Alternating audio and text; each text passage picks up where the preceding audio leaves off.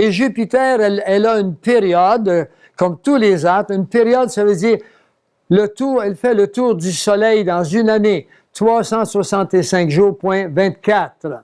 Mais il faut y aller avec des jours juifs, le calendrier juif, qui est composé de 360 jours par année. Et ils reprennent ces 5 jours à certains moments, je pense que c'est les 4 ans. Alors, la femme que vous voyez là représente donc non pas Marie, elle est enceinte. Elle est enceinte et elle va enfanter un enfant parce que la planète Jupiter, le 20 novembre 2016, a changé son cours, sa période autour du Soleil. Elle a changé son cours, puis elle est restée en place. Elle est restée en place pendant 42 semaines et la grossesse normale chez une femme, c'est entre 38 à 42 semaines. Le temps d'une grossesse et le temps d'accoucher. Et elle va se remettre en marche. En fait, elle a commencé à se remettre en marche le 9 septembre 2017. Ça fait pas très longtemps, hier. Elle a commencé à se remettre en marche et puis elle va sortir complètement entre les jambes de la Vierge que vous voyez ici pour enfanter un enfant. Et cet enfant, on va le voir, cet enfant, il représente Jésus-Christ. Parce que, je vais vous le montrer dans un instant, les caractéristiques de l'enfant mâle, il s'appelle Jésus, le dragon, la femme, l'enfant mâle. On le voit dans le psaume 2, le verset 9, dans Apocalypse 2, le verset 27, et dans Genèse 49, le verset 10. Alors, tout le monde sont d'accord que c'est Jésus. Mais la femme, il ne s'agit pas de Jésus parce que la femme, elle représente non pas une personne, mais une entité corporative, une entité qui comprend beaucoup de monde. Elle représente Israël. Israël, c'est le peuple physique de Dieu. Et c'est d'Israël que sortira celui qui devait naître et être le sauveur, qui s'appelle Jésus-Christ. Et il est important que l'on comprenne cela parce que quand elle aura sorti, il va arriver un événement et puis Dieu a son œil sur Israël. Israël est sur le bord d'une guerre, vous le savez, que tous les pays d'alentour se sont donnés pour mission de détruire Israël.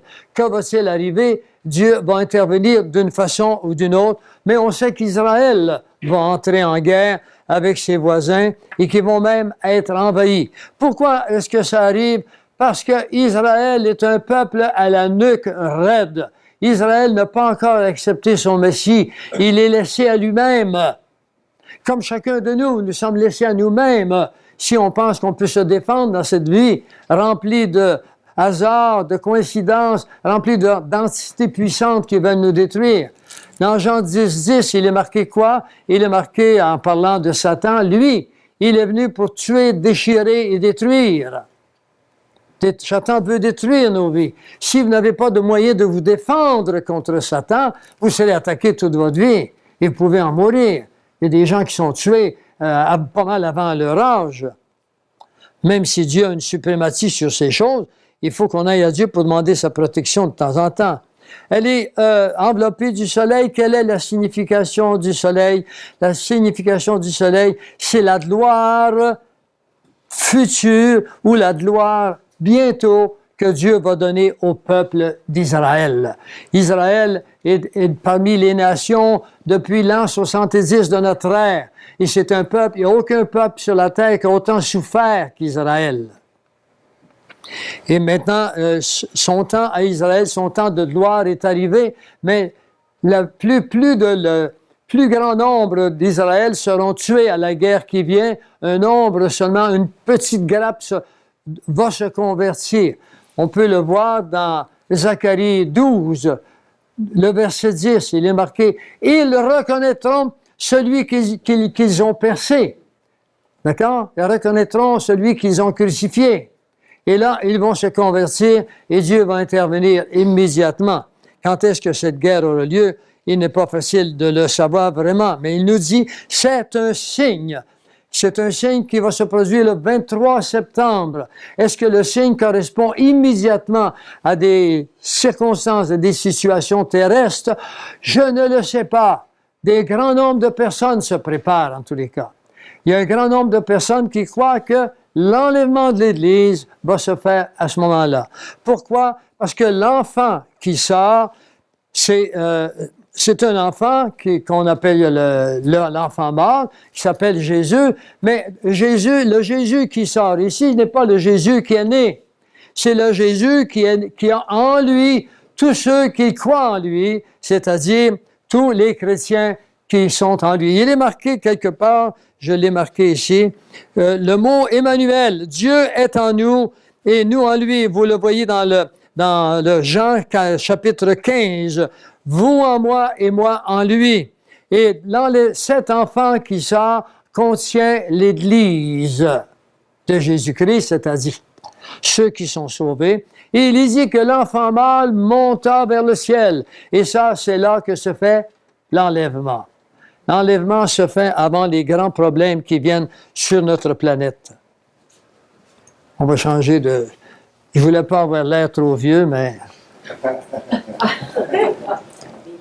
Un autre signe parut encore dans le ciel, et voici, c'était un grand dragon rouge, ayant 7 têtes et 10 cornes, et sur ses têtes 10 diadèmes, sur ses 7 têtes. Sa queue entraînait le tiers des étoiles du ciel et les jetait sur la terre. Le dragon se tint devant la femme qui allait dévorer l'enfant, afin de dévorer son enfant lorsqu'elle aurait enfanté.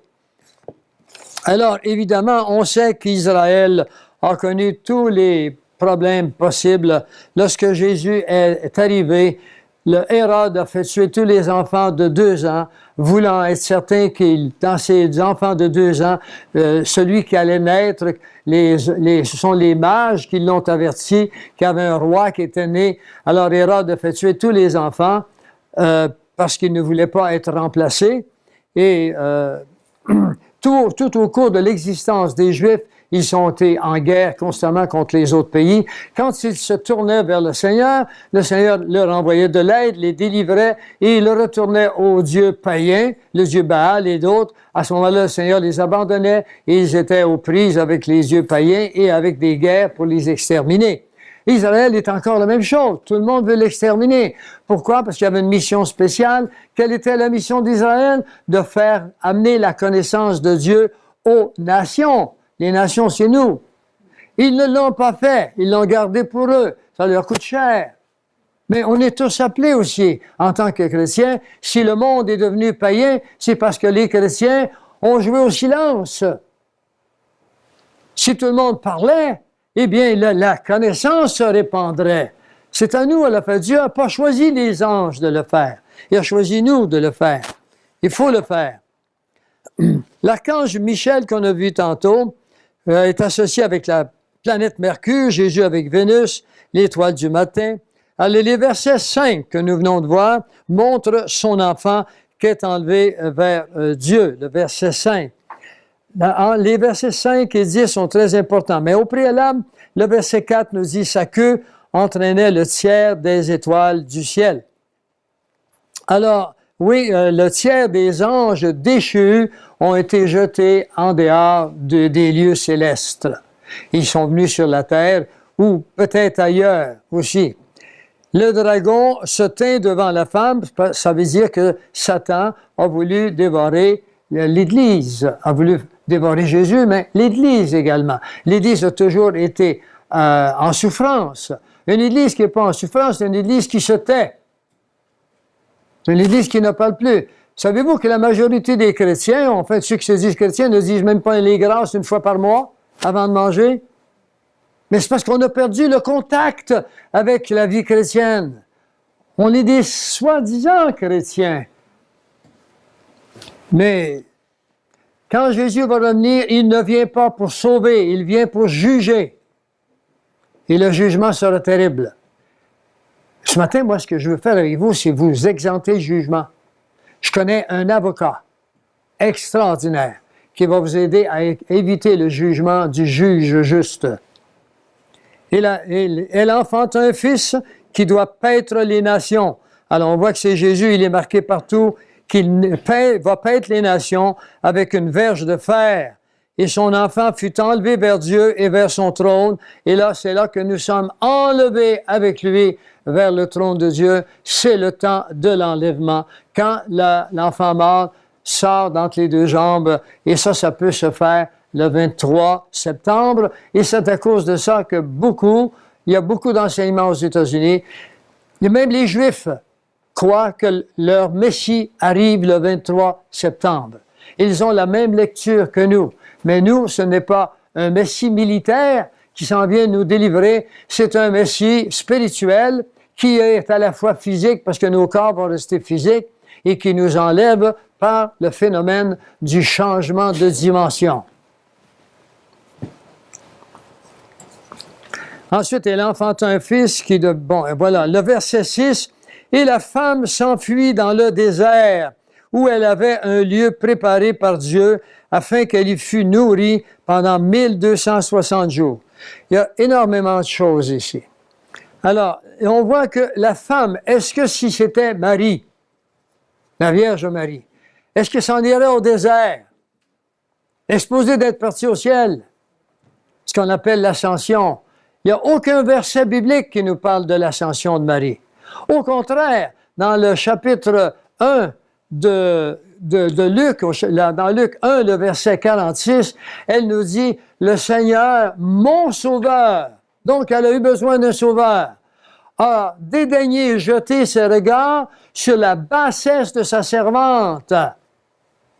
Alors, elle s'est placée au même titre que nous tous. Dieu s'est servi d'elle. En fait, elle n'a pas enfanté Jésus. Ça prend un homme pour enfanter Jésus. Il n'y en avait pas d'homme. Vous devez croire que vraiment, c'est la puissance. Il faut aller dans Luc pour ça. J'ai les versets, ils sont ici, mais le temps va plus vite que je peux m'en servir. C'est dans Luc, vous le verrez, elle dit, quand l'ange lui apparaît, il lui dit, tu enfanteras un enfant qui s'appellera, tu l'appelleras Emmanuel, qui veut dire Dieu, il sera sauveur, ainsi de suite. Bon, elle dit, moi, mais c'est pas possible, j'ai pas d'homme dans ma vie. Il dit, la puissance de Dieu va venir sur toi. Cette puissance, c'était l'Esprit Saint qui est venu sur elle et qui a enfanté Jésus. Marie a été en réalité une mère porteuse. D'accord? Porteuse de qui? Mais porteuse d'un homme qui allait venir, qui serait fait de chair, comme vous et moi, qui serait tenté, comme vous et moi, mais qui ne pécherait pas. Et qui avait les caractéristiques de Dieu qui quitte des lieux célestes pour venir prendre la forme humaine pour nous annoncer des choses. Alors, et il est dit ici, elle s'enfuit au désert et elle y est dans un lieu préparé par Dieu afin qu'elle fût nourrie pendant 1260 jours. 1260 jours, c'est exactement 3 années et demie. Et ces 3 années et demie sont la moitié de ce qu'on appelle la 70e semaine du prophète Daniel. Si vous voulez savoir ce que ça signifie, allez sur le site de plainfeu.org, dans la section vidéo, vous allez voir Daniel 2, 7 et 9. Et ça vous est expliqué. Dieu a dit à Daniel, 70 semaines de temps ont été données sur ton peuple. Et les 60, quand Jésus est arrivé, étaient accomplies 69 semaines de temps. Il reste une semaine, mais cette semaine de temps, chaque jour de la semaine égale à 1 an. Alors, 2 fois 1260, qu'on vient voir, égale à 7 ans. Il est important que vous sachiez que lorsqu'il y a eu une éclipse solaire aux États-Unis, l'éclipse solaire est entrée à la seconde où les calculs de la NASA ou autres l'avaient prédit. Elle est arrivée en haut des États-Unis, elle est entrée dans l'Oregon, elle a passé à travers les États-Unis, elle est sortie où? Elle est sortie en Caroline du Sud. Et quand l'ombrage qui finissait est arrivé dans l'océan Atlantique, imaginez ce qui est arrivé. Des vents qui ont engendré Harvey, la fameuse ouragan que nous avons connu, suivi de Irma et des villages complets disparus. Écoutez ce qui arrive à Saint-Barthélemy, à Saint-Martin, c'est terminé. Qu'est-ce qui arrive en Floride? On ne l'a pas vu encore. Nous entrons dans la colère de Dieu. Tournez-vous vers Dieu, c'est urgent. Nous sommes entrés, ça finira pas maintenant. Le 23, c'est pas bien loin, le 23 septembre. C'est pour ça que j'ai réuni autant de monde, mais que beaucoup de monde le verront plus sur Internet. La femme s'enfuit dans le désert et on pense que, ça ne veut pas dire que c'est ça. Elle va s'en aller dans un endroit qu'on appelle Pétra, en Cisjordanie. Et à Pétra, on peut y entrer 10 000 personnes. Et c'est une ville qui a été bâtie par les Nabatéens environ 200 ans avant Jésus-Christ. Et avec le temps qui a passé, je ne sais pas ce qui est arrivé, il y a eu des guerres et cette ville a été oubliée. Et en 1912, un géologue qui cherchait des pierres, ou enfin, a trouvé cette ville et elle est bâtie. Il y a un homme, Daniel Le Gagnon, qui s'y est allé voir cette ville. Et c'est assez extraordinaire, n'est-ce pas, Daniel? Et puis, dans un film avec, comment il s'appelle celui qui... Indiana Jones, exactement, Indiana Jones. Vous voyez, ça se passe dans cette ville-là. Alors, c'est toute beauté, mais c'est une ville où les Américains ont caché du matériel de nourriture pour vivre pendant plusieurs années. Alors, c'est les Américains qui ont fait ça, puis qu'est-ce qui va s'en aller là? Bien, c'est la femme qui s'en va là. La femme, c'est une entité corporative. La femme, ça symbolise le monde juif. Et nous ne sommes plus là, parce que ça se passe dans les tribulations. Les tribulations commencent dès que l'Église est disparue. L'Église disparaît quand? Quand l'enfant mâle sort du ventre, c'est une entité, la femme qui représente le peuple juif. Dieu maintenant commence son programme avec le peuple juif.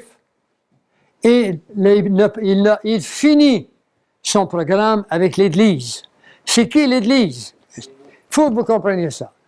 L'Église, c'est l'ensemble de tous ceux qui croient en Jésus-Christ dans les termes bibliques et non pas dans des termes humains. Il faut que vous compreniez ça. Les termes humains, c'est ce qui vous a été enseigné. Vous avez un choix à faire. Le chapitre 6, 5 et 6 de Daniel, de l'Apocalypse 12 et l'Apocalypse 13 sont les deux chapitres de la Bible qui réunissent l'Ancien et le Nouveau Testament, le comportement des hommes et de tous les temps. Et le chapitre 13 nous parle, lui aussi, le chapitre 13, le verset 1, « Puis je vis monter de la mer une bête qui avait 10 cornes et 7 têtes. » Voyez-vous, on les voit encore ici, les 10 cornes et les 10 têtes. Que sont donc ces 10 cornes et ces 10 têtes? Alors, il s'agit de 10 rois qui régneront sur la terre, parce que la terre a déjà été séparée par le Club de Rome, qui est une organisation secrète, en 10 grandes parties. Et les 7 têtes sont des royaumes, ils représentent la force de l'agression, ce sont des autorités. D'autres personnes croient. Moi, je crois que c'est les deux. D'autres personnes croient que ce que vous avez vu tantôt, la planète qui s'en vient, qui est appelée non seulement dans l'Ancien Testament, mais dans des livres que j'appellerais les apocryphes, ou des livres qu'on trouve chez les Juifs, ou les gens de Sumer, est appelé le grand destructeur. C'est connu depuis des siècles, des millénaires, qu'elle a déjà passé, et qu'elle revient. On le voit maintenant. Au moment où s'est fait l'éclipse, ceux qui avaient des appareils qui prenaient l'infrarouge ont pris une photo du soleil et à côté du soleil, on y voit justement cette entité qui s'en vient. La NASA vous l'ont caché jusqu'à date, mais on ne peut plus le cacher. Alors, ils le disent maintenant. Est-ce que ce sera elle qui est le grand destructeur? Ce que vous voyez ici, là, c'est le gouvernement mondial, les 10 têtes et cette corne. Le gouvernement mondial est prêt à prendre place dès que l'Église est disparue. Le gouvernement mondial ou les Nations unies, c'est le même. Ça se fait dans le but de s'emparer de l'humanité par le système bancaire, par des lois qui vont passer. C'est la fin, c'est l'homme qui retourne à l'âge féodal. Des millions d'hommes seront mis à mort. Ce n'est rien de nouveau sous le soleil. Entre le 11e et le 17e siècle, l'Église catholique a mis à mort entre 60 à 100 millions de personnes s'ils n'acceptaient pas que l'Église catholique était la seule et unique Église qui était bonne. Saviez pas ça? Saviez pas que cette Église arrive seulement qu'au 4e siècle? Elle n'était pas là au préalable. Il faut que vous sachiez ces choses. Vous me tirerez des roches si vous voulez. Mais moi, je vous dis des vérités parce que sans la vérité, vous l'aurez pas. Vous n'avez qu'à lire la parole de Dieu. Elle est là, la parole de Dieu. Et le verset 6, il y eut une guerre dans le ciel. Michel et ses anges combattirent contre le dragon et ses anges. Cette guerre dans le ciel est déjà commencée depuis un petit moment.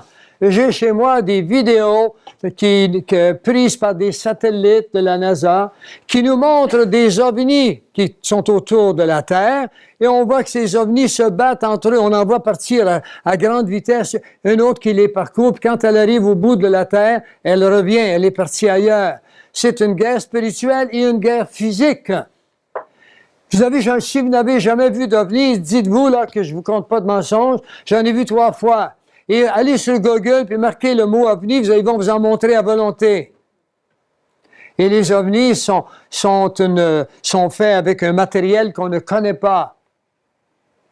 Un homme du nom de Phil Schneider, qui travaillait pour la commission RAND dans la région de Groenland, qu'on appelle la région 51 également, a reçu la mission de descendre dans une base et d'aller arranger des machines, des immenses machines qui grugent la terre par en dessous, que ce soit du métal, enfin de la roche ou de la terre, et qui avancent à 1000 à l'heure, et le matériel est dissous par des rayons laser, il est cuit qui fait le tunnel en lui-même. Eh bien, lui, il est descendu là pour aller réparer, puis il a rencontré des géants. Il a rencontré un monde ici que je connais depuis quelques années, mais avec davantage, avec ce livre qui s'appelle Les Géants.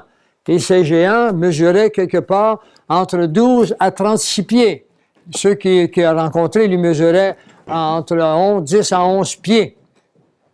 Et puis, il a été obligé de se défendre pour remonter. Puis, il y en a un qui lui a lancé, il a mis sa main ici apparemment.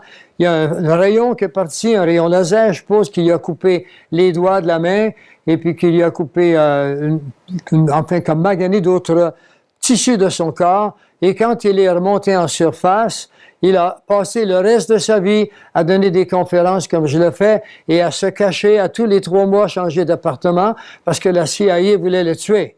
Il a expliqué ce qu'il y avait, il a amené du matériel avec lui qui n'est pas de ce monde, qui ne se froisse pas, qui ne se salit pas, et ils ont pris des chalumeaux pour essayer de faire une rupture dedans, ils n'ont pas réussi. Alors, il y a des choses qui nous semblent bizarres, mais dites-vous qu'on ne connaît pas tout. Il y a eu des géants sur Terre, et c'est pour ça que ça s'appelle Genèse 6. Dans Genèse 6, le verset 4, la Bible nous dit, « Il y avait des géants sur la terre en ce temps-là. Après que les femmes des hommes leur eurent donné des enfants. » Donc, les géants ont pris leur génétique, les ont implantés dans l'utérus de ces femmes.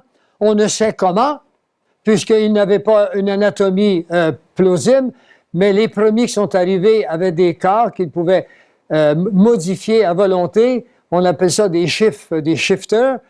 Mais les enfants qui sont arrivés étaient des géants qui ne pouvaient pas changer de forme. D'ailleurs, ils ne pouvaient pas se reproduire non plus. Et ils se sont cachés à certains endroits souterrains après le déluge. Et aujourd'hui, on les a trouvés. Il y en a sous les glaces dans l'Antarctique. Et c'est ce livre qui le montre. Ça s'appelle l'Empire sous les glaces. Comment les nazis ont gagné la Deuxième Guerre mondiale. Je n'ai pas le temps de vous en parler ce matin. Je veux simplement ouvrir votre esprit, que vous sachiez que nous sommes comme au temps de Noé. Il y en avait des géants du temps de Noé. La Bible nous dit elle nous dit dans Luc 12, 2, tout ce qui est caché sera révélé. D'accord? Tout ce qui était caché est révélé aujourd'hui. Et ces géants existent. Il y a un bonhomme qui s'appelle Buzz Aldrin. Vous souvenez-vous de Buzz Aldrin? Oui. Qui était Buzz Aldrin? Un astronaute qui a été apparemment sur la Lune, lui aussi comme Neil Armstrong, mais aujourd'hui, on sait qu'aucun d'eux n'est allé sur la Lune, là. Ils ne pouvaient pas passer parce qu'il y a trop de débris, c'est impossible. Ils se sont cachés, ils sont partis se cacher ailleurs avec tout l'argent qu'ils avaient besoin parce qu'il ne fallait pas qu'ils déclarent ces choses. C'est parce que la NASA avait besoin du prestige et de l'argent parce que c'était une bataille des titans, des grands entre eux avec la Russie. Pour faire une longue histoire courte, au mois de janvier, des sommités religieuses et des sommités politiques ont reçu l'ordre de se présenter sur une base militaire qui est en Antarctique. Et ils avaient des choses à leur montrer. Ils ne nous ont jamais dit ce que c'était. Mais nous le savons parce qu'il y a eu des fuites. Buzz Aldrin a écrit à sa famille et il a dit, je l'ai comme faut, il a dit, nous allons tous mourir, c'est épouvantable ce qui se passe ici. Et ça a été envoyé par Internet et ça a été recueilli. Hein? Vous connaissez iCloud. Ça a été recueilli et aujourd'hui, c'est sur les journaux. Et apparemment, quand il est revenu, il n'a pas démenti ce qu'il avait envoyé. Alors, c'est un monde bizarre, mais c'est un monde qui n'est pas celui que vous avez cru. Ou que tout allait bien, on fait notre petit travail, et ainsi de suite. Non, c'est beaucoup plus complexe que ça, le monde. On vit dans un monde dont la texture n'est pas de notre monde. Vous êtes davantage des êtres spirituels que des êtres physiques. Nous avons ce corps. On dit toujours qu'un chrétien possède un esprit. Non, c'est un esprit qui possède une âme qui se transporte dans un corps. Le corps peut mourir, mais l'âme et l'esprit restent là. Alors, on a des choix à faire. Comment est-ce qu'on va gérer ces choses-là? Alors, je voulais que vous compreniez que ces constellations ont des secrets au-delà de ce que je vous ai dit. Parce que c'est très complexe. Et les images appropriées me manquent aussi. Mais il est important pour moi que vous sachiez qu'ici, il y a un phénomène qui se fait. C'est la planète Jupiter. Le mot Jupiter veut dire le père des dieux. Alors, le Jupiter, ce serait plutôt le Père, Dieu le Père, qui fertilise la femme et qui sort parce que Dieu le Père s'est créé un peuple juif avant l'arrivée de Jésus. Et de ce Fils, maintenant, qui s'appelle Jésus, naîtra le peuple hébreu avec les 12 couronnes. Et ces couronnes-là ont un but spécial aussi. Et la planète a resté en place pour nous montrer comment Dieu est puissant, comment Dieu sait faire les choses comme on les connaît. Là, il y a eu cette grossesse, il est resté là pendant 42 semaines. Pardon? Oui, bien comme ça ici. Là. Il est entré là, il s'est promené de là à là. Et puis il est resté là, et puis maintenant il sort. Il sort de là, et en même temps, ce qu'on croit, c'est que là qu'il se fait l'enlèvement de l'Église, parce que nous sommes en Jésus-Christ. D'accord? C'est pas la naissance de Jésus-Christ maintenant. Jésus a dit, je suis l'alpha et l'oméga. Ça, c'est l'oméga. Jésus met fin à la vie telle qu'on l'a connue. C'est d'autres choses. Il y a une catastrophe terrible qui s'en vient sur la planète, mais en même temps, il y a un renouvellement. Parce que nous en allons vers les tribulations. C'est la 70e semaine de Daniel, et c'est le retour sur la loi. Vous êtes maintenant sur la grâce. Et sur la grâce, vous êtes sauvés par la foi. Mais quand la grâce se terminera, ce n'est plus la foi, c'est la loi. Je ne vous conseille pas d'être sauvé par la loi. Il y en a 613. Et aucun de vous peut répondre aux exigences de la loi. Aucun de vous peut répondre. Jésus seul a reçu être sans péché, même sous les 613 lois. Alors, la grâce se présente à vous encore jusqu'à temps que Jésus dira « Tout est accompli ». Et alors, mais cette grâce devait durer le temps de l'Église. Le temps de l'Église, c'est 2 jours de 1000 ans. Les 2000 ans termineront avec le calendrier juif.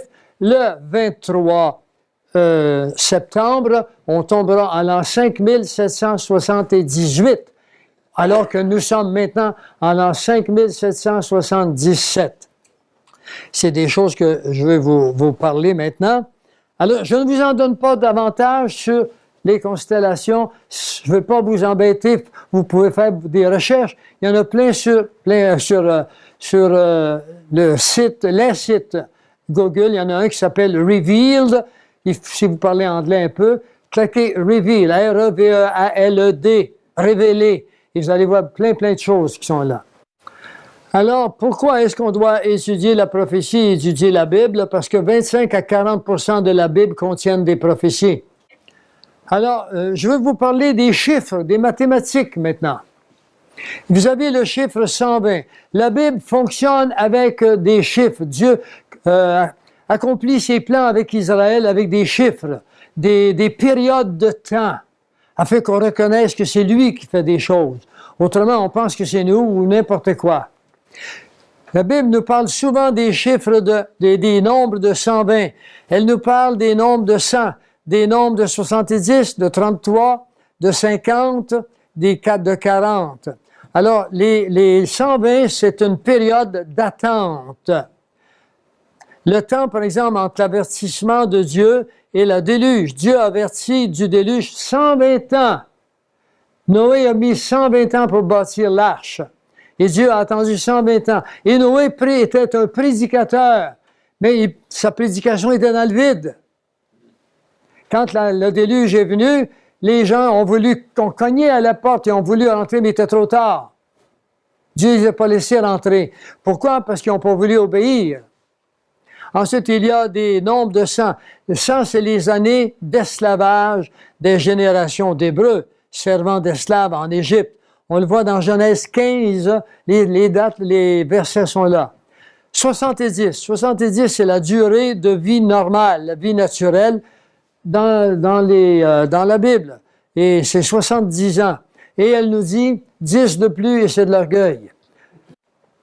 Alors, la captivité, Israël a été en prison babylonienne et cette prophétie est faite. On le voit dans Daniel 9.2. 33, de même, quand vous verrez toutes ces choses, vous saurez que le Fils de l'homme est proche, qui était à la porte. J'y tiens à ce verset-là parce que il dit, quand vous verrez toutes ces choses. On voit ça dans Matthieu 24, le verset 37, je pense, 35. Bon. Alors, ici, dans Matthieu 24, Matthieu vient de donner toutes les choses qui doivent arriver. Ils sont tous là, au préalable. Dans Luc, c'est le chapitre 21, et dans Marc, c'est le chapitre 13.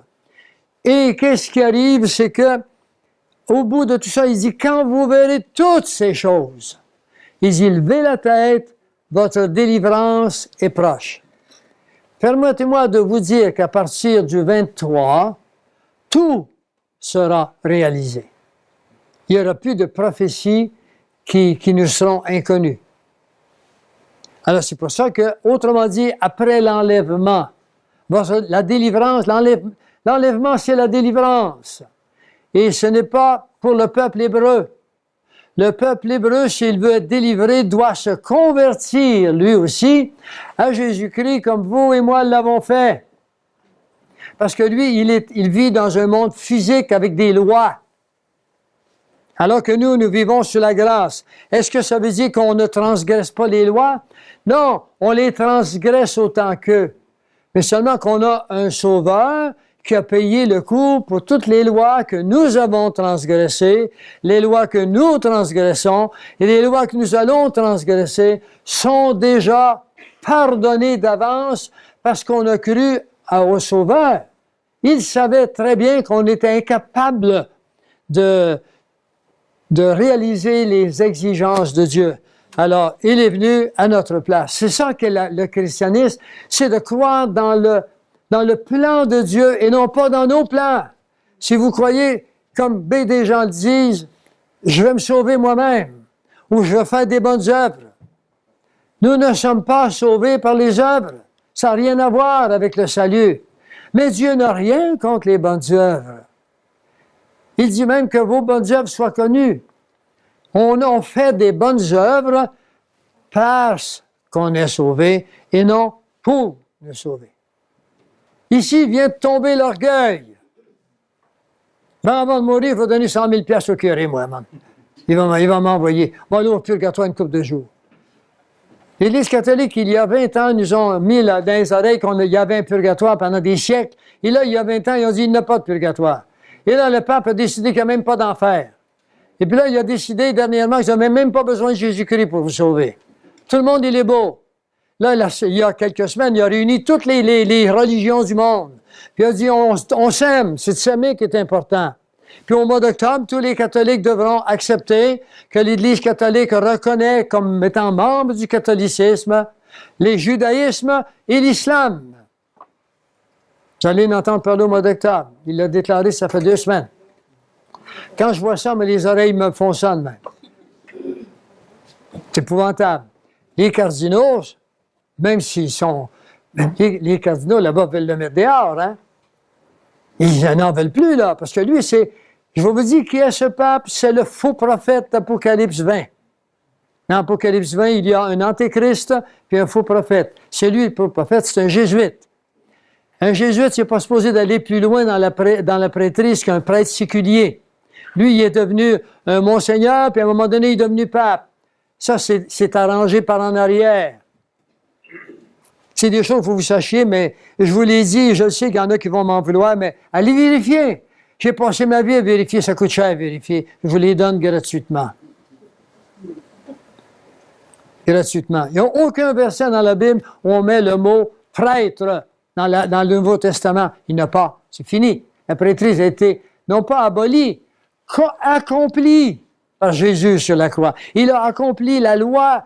Le prêtre, c'était autrefois un sacrificateur. Les sacrifices qu'il faisait, c'était de tuer un agneau, une tourterelle pour les péchés de là. Puis quand Jésus est venu, ça a été terminé. Il est, lui, l'agneau parfait. Puis il est vivant encore. Il faut comprendre ces choses-là. Si vous voulez savoir si ce que je vous dis est vrai, allez dans l'étude de Paul aux Hébreux, le chapitre 7, 9 et 10. Tout est dedans. Alors, nous sommes au chapitre maintenant, nous sommes rendus, la guerre a eu lieu. Ils ont vaincu à cause du sang de l'agneau et à cause de la parole de leur témoignage et n'ont pas aimé leur vie jusqu'à craindre la mort. Alors, est-ce que vous craignez la mort? Si demain matin, on dirait, tu dois renoncer à ta vie, sinon nous te tuons. Combien parmi vous seraient prêts de dire, ben, tu vas me tuer parce que je ne renoncerai pas à ma foi en Jésus-Christ? Vous savez, les martyrs, c'est pas juste dans le passé, c'est présent. En Éthiopie, pas en Éthiopie, mais en Syrie, le nombre d'églises chrétiennes qui ont été mises à mort, c'est incroyable, hein? C'est par milliers qui ont été tués dans les 2 dernières années. Dans une église quelconque, les gens sont dans leur assemblée, ils sortent de l'église. En sortant de l'église, il y a des gens cachés derrière les autos avec des mitraillettes. Brrr, ils ont tout fauché. Il y en a qui ont survécu. Ils ont dit, veux-tu accepter Allah? Ils ont dit, tuez-moi plutôt. Ils se sont fait tuer. Il y en a encore des gens qui reçoivent cette grâce de dernière minute de mourir au nom de leur foi. Nous sommes nés pour décider qui est-ce qu'on va servir. Nous sommes nés pour ça. On n'est pas nés pour... Moi, je suis un chiropraticien. Je ne suis pas né pour être un chiro, moi. J'ai gagné ma vie et j'ai soulagé beaucoup de monde. Je suis bien heureux de ça. Mais je ne suis pas né pour ça. Je suis né pour connaître quelle est ma destinée finale. Et ma destinée finale, c'est je meurs éternellement ou je vis éternellement. Ça s'appelle Jésus-Christ, le salut. Alors, il me reste très peu de temps. Je voulais vous parler de la situation actuelle dans le monde. Notre planète n'est plus habitable. Maintenant, on arrose notre planète avec des produits chimiques pour causer le cancer, avec des virus, puis on fait des recherches sur le cancer. Tout est folie, confusion, tout est fait en fonction des grandes corporations qui font des milliards, alors que nous, on pédale, puis plus on pédale, moins on va vite. Vous la connaissez, celle-là? Plus que je pédale moins vite, moins j'avance plus vite. Hein? Êtes-vous capable de l'analyser? Plus que je pédale moins vite, moins j'avance plus vite. Alors, nous arrivons au point culminant d'une décision que j'ai prise un jour, de celle que je vous offre. Je ne vous oblige pas à le faire. Mais si vous n'avez pas encore accepté Jésus-Christ comme sauveur unique et personnel, si vous n'avez pas une relation personnelle avec Jésus, n'y pensez pas, quand l'enlèvement va arriver, votre corps va devenir pesant. Il ne montera pas. C'est à vous de décider ça. Et c'est pas quelque chose qui est basé sur est-ce que je suis assez bon, est-ce que j'en ai trop fait de mal. C'est pas basé là-dessus. Si Dieu nous basait sur le bien qu'on a fait ou sur le mal qu'on a fait, aucun de nous serait sauvé. C'est basé uniquement sur le sacrifice de Jésus. Il a dit, je ne mettrai pas à la porte celui qui vient à moi.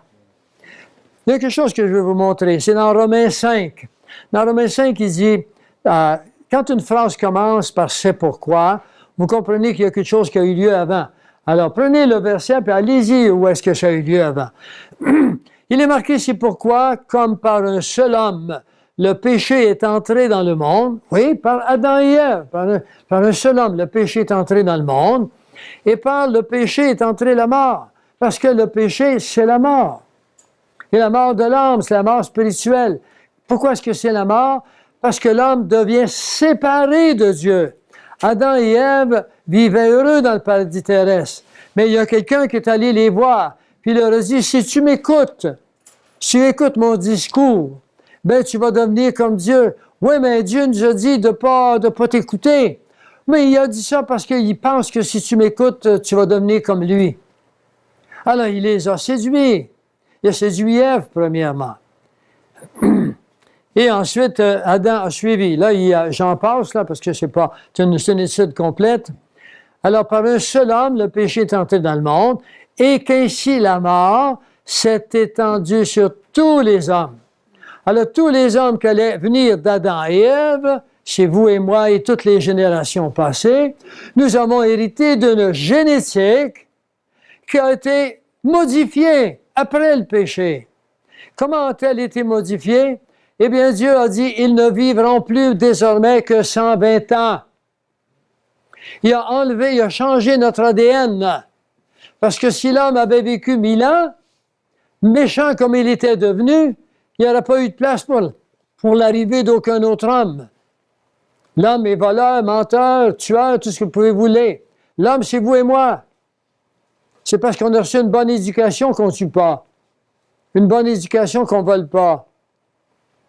Mais on vole quand même des fois du temps ou d'autres choses.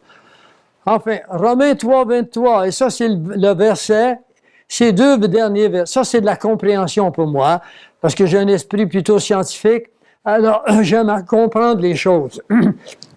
La génétique s'est répandue depuis Adam jusqu'à nos jours. Adam et Ève étaient des hommes comme vous et moi, ils avaient le nez à la même place en avant. Oui. Dans Romains 3, 23, il est dit « car tous ont péché ». Alors, si vous penchez, je témoigne beaucoup à mes patients. Et dernièrement encore, j'ai traité une dame qui m'avait dit qu'elle viendrait ici ce matin. Et je m'étais promis de ne pas dire ça, mais elle n'y est pas. Qu'elle dit qu'elle ne fait pas de péché.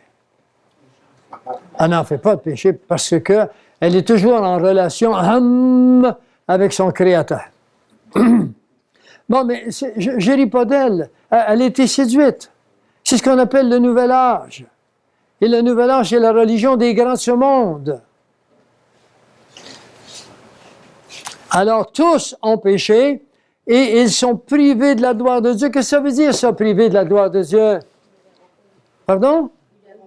Ça veut dire que les hommes pécheurs ne peuvent pas entrer au ciel. Pour mettre des mots québécois. Vous ne pouvez pas être sauvés si vous êtes pécheur. C'est moi qui le dis ou c'est marqué? C'est marqué. Ah, bon, je suis content que tu le dises. Parce que je me posais la question s'ils m'entendaient. Oui, mais on arrive au monde, puis on est... Le mot péché, en lui-même, il faut que vous compreniez ce que ça veut dire, le mot péché. Ça vient de... Chez les Grecs, il n'y avait pas beaucoup de mitrailleuses. Il n'y avait pas beaucoup de canons puis d'armes atomiques. Mais il y avait des épées, des couteaux puis des arcs. Et puis, les soldats s'entraînaient à tirer de l'arc.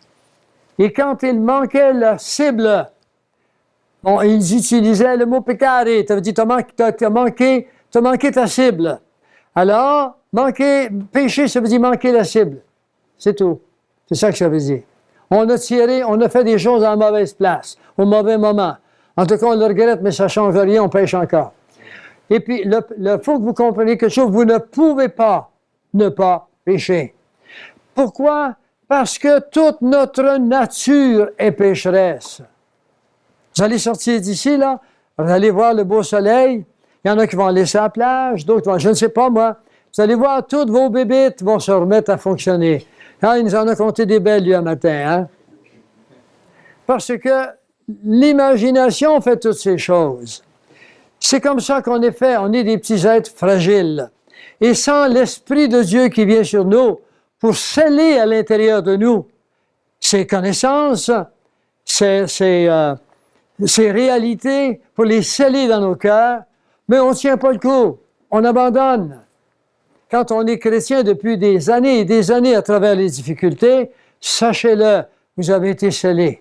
Il y a des mots spécifiques là-dessus. Alors, tous sont pécheurs et privés de la gloire de Dieu. Oui, mais ça va mal à la chape, hein? Ça va pas bien à la chape, on est tous perdus. Tous perdus. Qu'est-ce qu'on va faire? Bien, il y a une façon, il y a une solution. C'est quoi la solution? Mais elle s'appelle Jésus-Christ. Il est le seul qui peut nous sauver. Et puis, il y a bien plus que ça que je dis si vous êtes catholique. Oh, vous allez dire, il va encore... Il en veut bien aux catholiques, lui. J'en veux pas aux catholiques du tout. J'ai été catholique toute ma vie. Ma mère, mes parents, tout le monde était catholique. J'étais le premier dans la famille qui a ouvert la Bible. C'est ça la différence. J'allais vous dire qu'il n'y a pas d'intermédiaire entre Dieu et les hommes. On m'a fait passer par les saints, Saint Christophe, ceci, puis Marie. Marie, elle ne vous entend pas, elle est décédée, Marie. Il n'y a aucun verset qui nous dit que Marie est importante. Pas plus que vous. Jésus est mort pour Marie, puis comme même mort pour vous aussi. Il est marqué dans 1 Timothée 2,5. Il n'y a pas d'intermédiaire entre Dieu et les hommes, sinon Jésus-Christ fait homme. Il est marqué dans Jean 14, 6. Il est marqué, il est marqué, je suis le chemin, la vie et la vérité. Nul ne vient au Père que par moi. Faites-en ce que vous voudrez de ce que je vous dis. Mais passez pas par des intermédiaires pour aller à Dieu, il ne vous entend pas. Si vous passez par le téléphone qui est là pour m'appeler, puis le téléphone n'est pas connecté, j'entendrai rien. Connectez-le. De la même façon, on est sauvé gratuitement. Ça, c'est le verset qui... Moi, j'étais catholique, beaucoup. Dans les derniers, je n'allais plus aux organisations, là, tout ça, là, à la messe, ainsi de suite, mais je suis allé, quand je demeurais à Davenport, dans l'État d'Iowa, je me souviens d'être allé voir l'évêque. Moi, je n'allais pas voir les prêtres, j'allais voir les évêques et les cardinaux. J'allais direct en haut. Puis je lui ai été lui parler des démons ou des choses comme ça. Puis il m'a dit, c'est toute d'imagination. Alors, j'ai jamais rien eu de lui, fait que j'ai commencé à être... même le pape a dit dernièrement que l'histoire du diable, c'est des histoires qu'on a inventées pour faire peur aux gens. Dans Éphésiens 2,8, il est marqué « Car c'est par la grâce que vous êtes sauvés. » Par grâce. Donc, c'est pas quelque chose qu'on se mérite. Si vous présentez à Dieu, puis il dit, moi, j'ai eu 10 enfants, puis j'ai eu des maladies, puis j'ai travaillé fort, puis tu me dois le ciel. Savez-vous ce qu'il va dire? Il va dire, je te connais pas. Il va dire, je vous connais pas. On ne se présente pas à Dieu en lui présentant nos œuvres. Si vous voulez passer tout de suite en dessous de la barrière, vous avez rien qu'à dire, c'est le sang de ton fils que tu as envoyé pour me sauver. Puis il va dire, passe mon grand. D'accord? Par le sang de Jésus. Le mérite est fait déjà. Ce qu'il faut pour être sauvé, c'est fait. Ça vous attend. Il est pour vous. C'est par la grâce qu'on est sauvé par le moyen de la foi. Ouais, c'est bien beau, mais la foi, c'est quoi? La foi, c'est la connaissance de la parole de Dieu. Romains 10, 17 nous dit, la foi vient de ce qu'on entend de la parole de Dieu. Mais si vous ne l'ouvrez jamais, la parole de Dieu, comment allez-vous être capable de savoir? C'est la même chose, comme je vous ai dit au début. Vous ne pouvez pas être sur vos gardes si vous ne savez pas ce qui a été annoncé d'avance. Et cela, c'est-à-dire le salut, ne vient pas de vous ni de vos œuvres. C'est un don. Est-ce que c'est Pierre Gilbert qui parle? Est-ce que c'est pas rafraîchissant pour vos âmes et votre cœur d'entendre quelque chose comme ça? C'est un don. C'est le don de Dieu. Tout ce qu'il vous demande, c'est de croire qu'un jour, il est venu sur cette planète, puis il a quitté des lieux célestes. Il a pris un corps d'âme, il a eu faim, il a eu soif, il a eu tout ce que vous avez pu avoir. Et puis, pour le remercier, il a guéri des malades, des aveugles, il a enseigné des choses que les grands prêtres qui le condamnaient allaient l'écouter, puis ils disaient, c'est incroyable ce qu'il dit, mais c'est vrai, seulement ça ne va pas avec la loi. Non, parce qu'eux, c'était des sacrificateurs selon la loi. Mais Jésus apporte une nouvelle alliance. C'est pour ça que je n'aime pas les mots « Nouveau Testament ». Mais un testament, c'est toujours quelqu'un qui l'a fait à notre place. Et ça peut être plein de dettes aussi, d'accord? Et un testament, vous n'avez pas à rien faire. C'est pas un Nouveau Testament, c'est une nouvelle alliance. Et pour que ce soit une alliance, ça prend deux personnes qui sont d'accord. On se lie. C'est pour ça qu'on dit que le chrétien, le christianisme, ce n'est pas une religion. C'est une relation d'alliance avec Dieu. Est-ce que c'est différent ou non?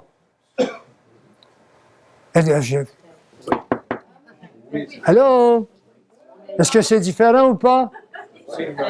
Bon, alors c'est une alliance, une nouvelle alliance. Il faut que vous ayez une alliance. Le matin, en vous levant, vous dites, « Hey Seigneur, tu m'as encore donné la vie. » Hey, devenez conscient que Dieu nous donne la vie, que Dieu nous procure des choses, qu'il a tout créé pour nous. Allez dans le bois, allez voir les fleurs, il n'y a pas personne qui les a plantées. La semaine dernière, j'étais dans le bois, là, je regardais les fleurs, j'étais au bleuet, tiens. Ma femme, elle aime mieux aller au bleuet qu'au noces. Alors, je suis allé au bleuet avec elle pour lui faire plaisir. Et bien, il y avait tellement de bleuets là que j'étais comme un petit gars, mais ça n'a pas de bon sens. On prenait ça par des grappes, on mettait ça dans le pot même. Là. Dans la bleuetière de quoi, donc, Caroline? Saint-Léon. Ben, j'avais jamais vu des choses comme ça. Des champs bleus. Tu prends un couteau, tu mets des morceaux, tu le mets. J'exagère un peu. J'ai le droit d'exagérer. C'est juste pour vous montrer.